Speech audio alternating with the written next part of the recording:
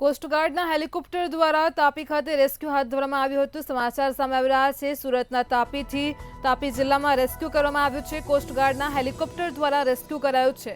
વાલોદની વાલ્મીકી નદીના બેટ પર બે ગુવાડ ફસાયા હતા।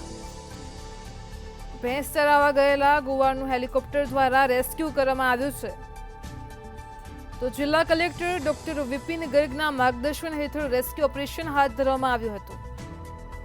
કુલ 5 ગુવાડોમાંથી 3 ગુવાડોનું રેસ્ક્યુ કરવામાં આવ્યું હતું। તો કોસ્ટગાર્ડના હેલિકોપ્ટર દ્વારા તાપી જિલ્લામાં રેસ્ક્યુ કરવામાં આવ્યું છે। વાલોદની વાલ્મીકી નદીના બેટ પર બે ગુવાડ ફસાયા હતા।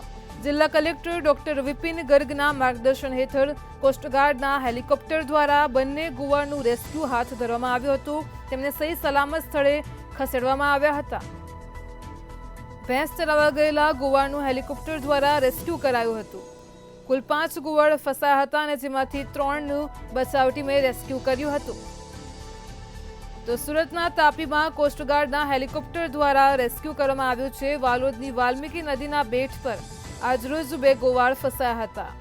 જિલ્લા કલેક્ટર ડોક્ટર વિપિન ગર્ગના માર્ગદર્શન હેઠળ રેસ્ક્યુ ઓપરેશન હાથ ધરાયું હતું।